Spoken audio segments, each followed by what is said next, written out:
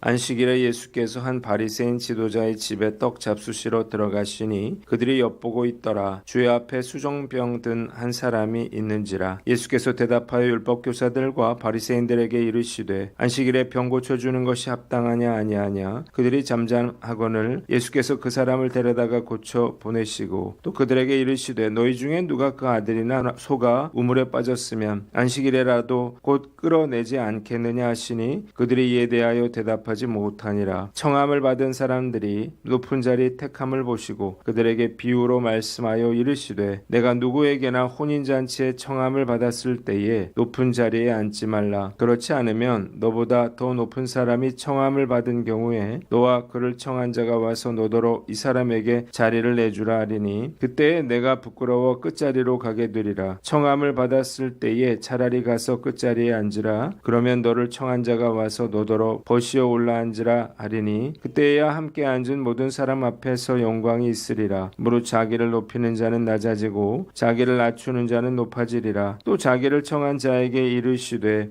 내가 점심이나 저녁이나 베풀거든 벗이나 형제나 친척이나 부한 이웃을 청하지 말라. 두렵건대 그 사람들이 너를 도로 청하여 내게 갚음이 될까 하노라. 잔치를 베풀거든 차라리 가난한 자들과 몸 불편한 자들과 저는 자들과 맹인들을 청하라.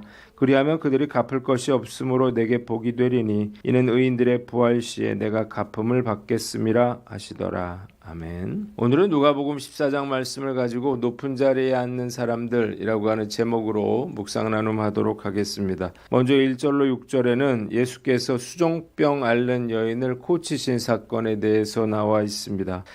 바리새인의 지도자 중 한 사람이 안식일에 예수님을 초청했습니다. 그리고 예수님은 이에 응하셔서 그의 집으로 들어가셨어요.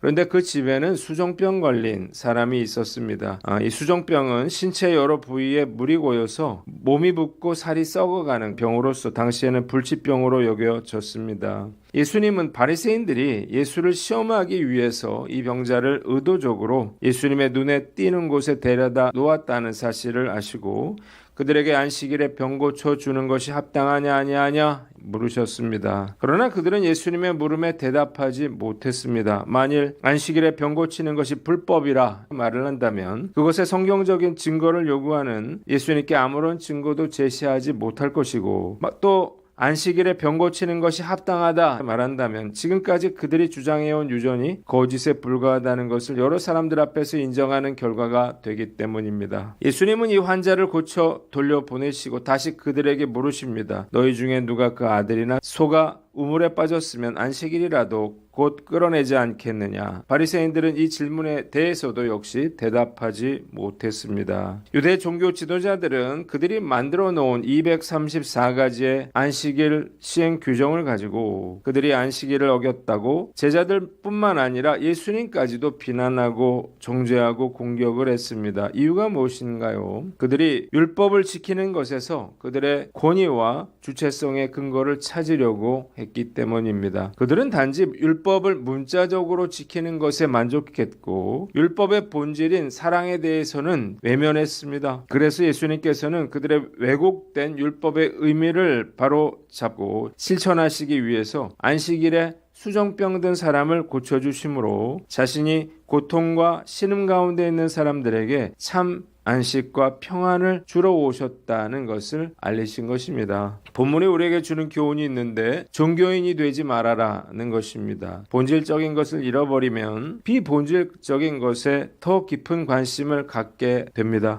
참된 신앙은 그 신앙으로 사람을 살리지만 그릇된 종교는 종교적인 신념으로 사람을 죽일 수도 있습니다. 그래서 우리가 허울뿐인 종교인이 되지 않도록 주의해야 하는 것입니다. 우리도 마찬가지예요. 정말 중요한 것은 지키지 못하면서 정말 아무것도 아닌 일들을 가지고 시비를 거는 일들이 우리 주변에서 많이 일어나고 있습니다. 예전에 어떤 교회에서는 주일날 절대 밥을 사 먹지 못하게 했습니다. 그런데 우리가 생각을 해보면 주일날 밥을 사 먹은 것과 평일날 탈세하고 거짓말하고 욕심으로 살았던 것, 과연 어떤 것이 더 심각한 죄인가 하는 것입니다. 이런 것이 신앙이 아닌 그릇된 종교의 모습인 것입니다. 이러한 사소한 것에 목숨 걸 게 아니고 평일날 세금 떼먹지 말고 거짓말하지 말고 정욕대로 살지 않는 것이 훨씬 더 중요한 것입니다. 저는 차별금지법을 반대합니다. 교회에 대한 역차별을 가져올 수 있기 때문이에요. 그러나 동성애자들이 폭력이나 살인을 저지른 자보다 더 악한 죄를 저질렀다? 그렇게 생각하지는 않습니다. 따라서 원수도 사랑하라 말씀하신 주님의 말씀대로 이 동성애자들도 사랑하고 용서하고 긍휼히 여겨야 한다. 그렇게 생각하는 거예요. 그런데 자신은 더 큰 죄를 저질렀음에도 불구하고 유독 동성애자들을 차별하고 죄악시하는 분들이 있는데 매우 잘못된 일이 아닐 수가 없습니다. 예전에 미국 사회 전체를 공포로 떨게 만들었던 한 엽기적인 연쇄살인자가 사형 집행을 앞두고 자신이 저지른 끔찍한 연쇄살인의 동기가 포르노 중독이었다 말했습니다. 사실 고치기 힘든 많은 병들이 있지만 그 중에서 가장 고치기 힘든 병들은 바로 이런 중독들이에요. 마약 중독, 알코올 중독, 도박 중독, 이런 것들, 자신과 가족들을 파괴시키는 줄 알면서도 끊지 못하는 것을 보면 우리는 중독의 무서움과 심각함을 깨닫게 됩니다. 그런데 이런 중독 못지않게 무서운 중독에 걸린 사람들이 있는데 바로 그들은 종교에 중독된 사람들이에요. 이들의 중독이 무서운 이유가 있습니다. 이들이 추구하는 종교 생활이 진리와 생명이 아님에도 불구하고 이것이 진리와 생명이라 믿고 있기 때문에 누구도 막을 수가 없다는 것입니다. 알코올 중독, 마약 중독, 포르노 중독, 도박 중독 이런 것들은 당사자가 어느 정도 죄책감을 가지고 있어요. 끊어야 된다는 생각을 하고 있습니다. 그러나 바리새인들과 같이 종교 중독에 빠진 사람들은 오히려 죄책감이 아니라 신념을 가지고 달려들기 때문에 말릴 수가 없는 거예요. 정말 무섭고 치명적인 결과를 가져오게 됩니다.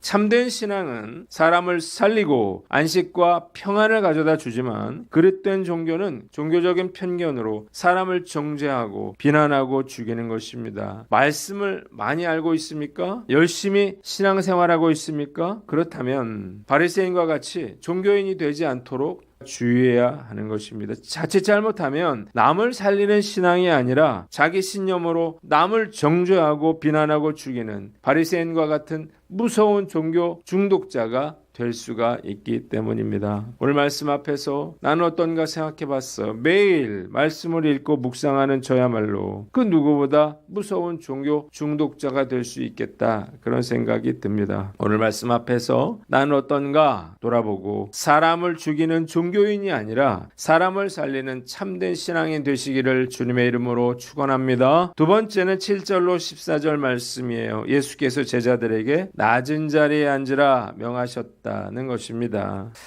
예수님이 안식일에 한 바리새인의 초대를 받았습니다. 식사에 초대된 사람들은 상좌, 즉 주인의 오른편 바로 옆자리에 앉으려고 서로 다투었습니다. 당시 유대인의 연회석은 디귿자형으로 되어 있었어요. 그래서 주인이 앉는 식탁의 우편 자리가 바로 상석이었습니다. 이 자리는 사회적으로 존경받는 사람, 또 지위가 높은 사람이 앉는 자리였습니다. 예수님은 이들의 잘못된 행동에 대해서 비유로 교훈하셨어요. 혼인잔치에 초청받았을 때 함부로 상좌에 앉지 말아라는 것입니다. 왜냐하면 자기보다 더 높은 사람이 올 경우에는 그가 부끄럽게도 자리를 비켜주어야 하기 때문입니다. 이미 다른 자리가 다 차 있죠. 그러면 가장 낮은 자리에 앉게 될 것이라는 것입니다. 그래서 예수님은 잔치에 초청을 받았다면 가장 말석에 앉으라는 거예요. 그러면 주인이 와서 보시오. 그 자리에 앉지 말고 높은 자리에 올라 앉으라 말하겠고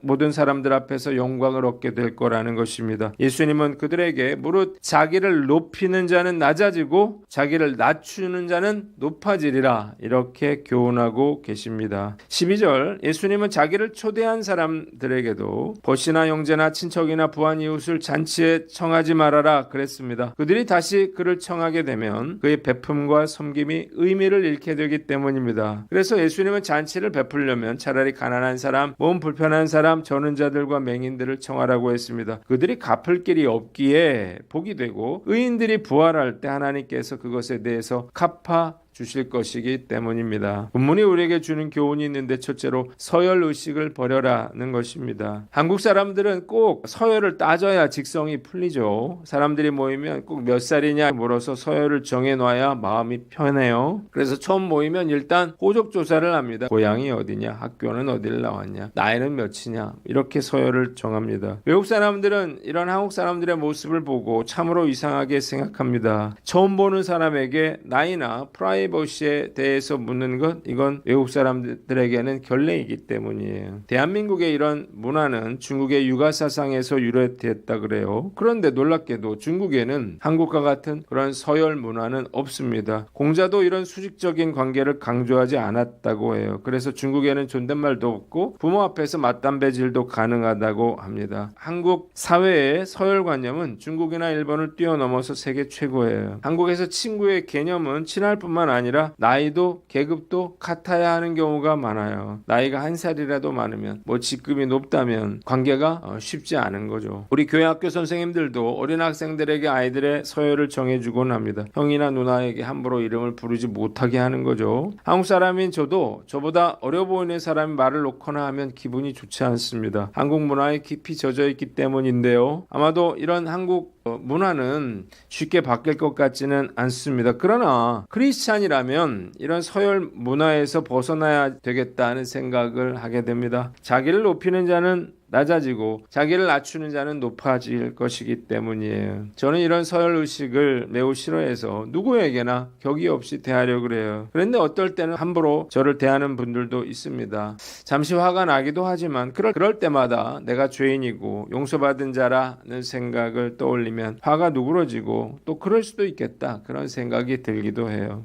오늘 말씀 앞에서 나는 어떤가, 우리가 스스로를 돌아보고 우리가 대접받는 것을 익숙하고 당연하게 여기서는 안 되고 또 잘못된 그런 서열 의식은 버리고 늘 겸손한 마음으로 살아가는 저와 여러분들 되시기를 바랍니다. 마지막으로 교만하면 반드시 망한다는 사실을 알라는 것입니다. 예수님이 상석에 앉지 말아라 말씀하신 이유가 무엇인가요? 상석에 앉았다가 나중에 더 높은 사람이 오면 말석으로 가게 되기 때문이에요. 부끄러움을 당하게 되기 때문입니다. 자, 스스로 높아지려고 하는 자는 결국 낮아지게 되는 것입니다. 이것은 필연이에요. 높아지려는 어떤 시도도 결국 낮아지는 지름길이 된다는 사실을 깨달으시기를 바랍니다. 여리고 성에서 대승을 거둔 이스라엘이 예상과는 다르게 아이 성에서 대패했습니다. 아간의 범죄와 함께 전쟁에서 승리한 이스라엘 백성들이 교만해졌기 때문이에요. 중국 병법에 나오는 최고의 병법과는 싸움에서 이기려면 적을 교만하게 만들어야 한다, 그렇게 말했습니다. 이스기야 왕은 자신의 내탕고의 보화를